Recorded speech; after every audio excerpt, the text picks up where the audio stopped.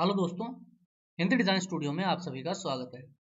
दोस्तों, जैसा कि पिछले वीडियो में हमने एफएफडी और ट्रू बैंड को यूज़ करके इस तरह का स्ट्रक्चर बनाया था, जो कि ऑलरेडी हमने इस तरह से बना लिया था। तो ये वीडियो का लिंक मैंने डिस्क्रिप्शन में और आई बटन में डाल दिया है, आप चाहें तो ये वीडियो देख सकते हैं। आज के वीडियो में हम शेप बेंडर को यूज़ करेंगे। दोस्तों, शेप बेंडर को यूज़ करके हम अपने किसी भी मॉडल को किसी भी शेप में बेंड कर सकते हैं, मोड़ सकते हैं। यहाँ पर हम आ जाते हैं एक नई फाइल में। तो अब यहाँ पर हम इसमें वेयर हाउस पर चलते हैं। वहाँ से एक स्ट्रेट स्टेयर और एक स्ट्रेट विंडो ले लेते हैं। मान लीजिए ये हमने स्टेयर यहाँ पर बना ली है। इस स्टेयर को यहाँ रखते हैं। इसी के साथ में हमें जरूरत होगी एक विंडो की।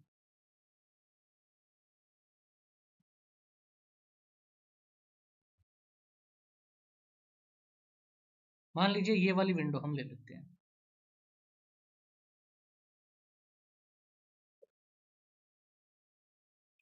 अभी इन दोनों को हम किसी कर्व्ड सरफेस पर लगाना चाहते हैं। सपोज ये जो सीढ़ी है, पहले तो इसमें से ये एक्स्ट्रा मॉडल डिलीट करके इस सीढ़ी को एक ग्रुप रखते हैं। यहाँ पर एक आर्क ले लेते हैं। इसको मैं 70 साइड्स के साथ एक जगह से क्लिक करके ग्रीन एक्सिस पर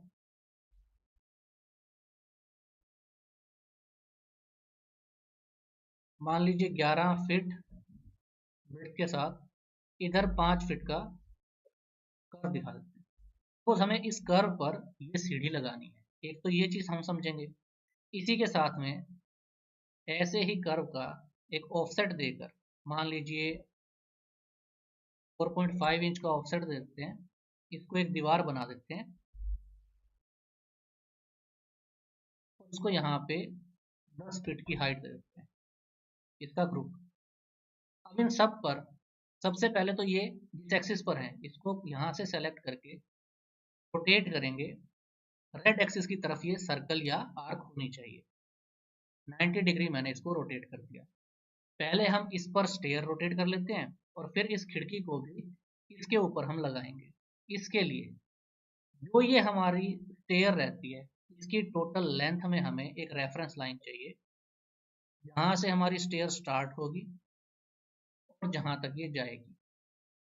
तो एग्जांपल के लिए हम यहाँ से लेते हैं एक स्ट्रेट लाइन और इधर से भी एंड टू एंड लाइन यहाँ लगा देते हैं।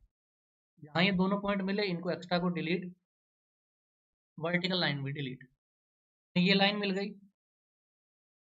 स्टेयर, एक लाइन और एक कर्व, इन तीन चीज़ों पे होते हुए हम इसको कर्व में बना सकते हैं।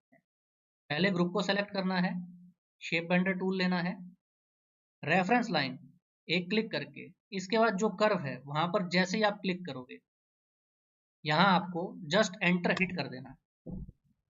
सेम स्टेयर आपकी यहाँ उसी कर्व के हिसाब से घूमकर रेडी हो जाएगी। ये चीज़ हम डायरेक्टली अगर बनाते, घुमाकर बनाने में या कर्व बनाने में हमें टाइम लग सकता था, लेकिन शेप बेंडर ने ये बहुत जल्दी कर दिया। इसी तरह से खिड़की को भी ले लेते हैं। पहले इसको भी एक बार रोटेट कर लेते हैं। मान लीजिए ये खिड़की हमें इसके अंदर इस कर्व पे लगानी है। इस कर्व के लिए सबसे पहले तो हमें इस खिड़की की जो विड्थ है पहले ये चेक करनी पड़ेगी। यहाँ से आउट टू आउट ये 8 फुट 8 इंच है।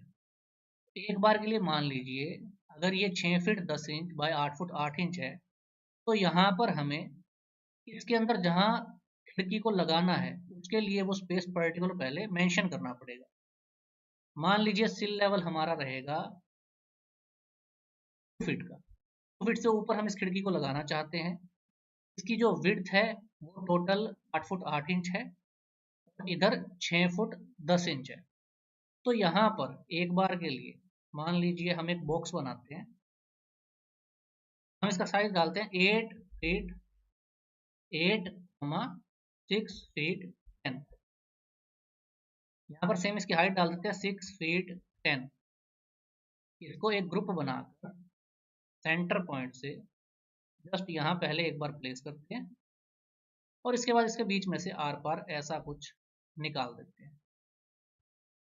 ये ध्यान रखिए जहाँ हमें खिड़की को लगाना है उतना हिस्सा इसमें से प्रॉपर्ली कट होना चाहिए दोनों तरफ से।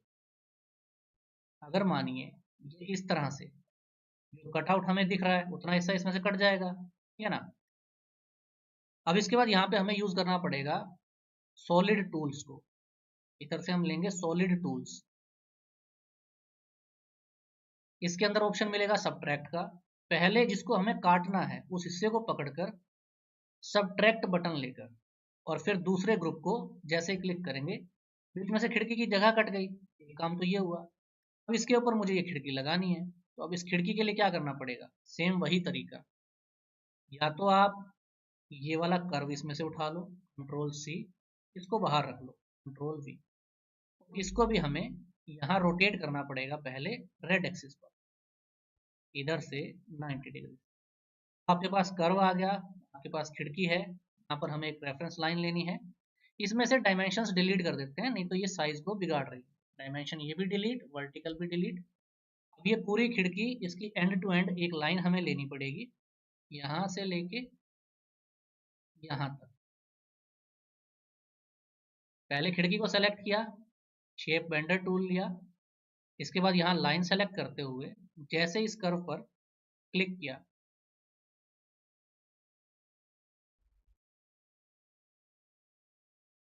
देखिए खिड़की यहाँ पर मुड़ के हमें मिल गई है।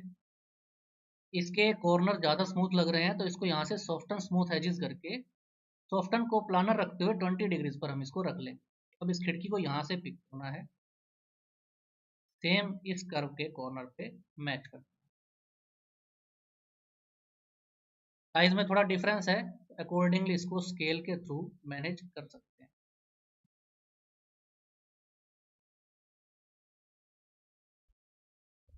ये जस्ट एक एग्जांपल था। इस तरह से आप किसी भी पर्टिकुलर ऑब्जेक्ट को शेप बेंडर टूल को यूज करके बेंड कर सकते हैं, कर्व कर सकते हैं, और वो पॉइंट टू पॉइंट आपका एग्जैक्टली सेट बैठेगा कितने स्पेस में आप इसको करना चाहते हैं। दोस्तों ये हमारे इस सीरीज में सेकंड टूल था जो कि फ्री है, शेप बेंडर। अब तक हम इसमें FFD, शेप बेंडर और टू बेंड को सॉर्ट आउट कर चुके हैं। अगले वीडियो में हम इसमें टेपर मेकर और कर्व मेकर, इन दोनों को समझेंगे। अगर आज का वीडियो अच्छा लगा हो तो वीडियो को लाइक ज़रूर करें, अपने दोस्तों के साथ शेयर करें, और जो भी हमारे नए व्यूवर्स हैं वो चैनल को सब्सक्राइब ज़रूर करें, ताकि मेरे आने वाले सभी वीडियोस की नोटिफिकेशन आपको मिलती रहे। आपसे मिलेंगे अगले वीडियो में, तब तक के लिए अपना ध्यान रखें, खुश रहें। Thank you so much friends.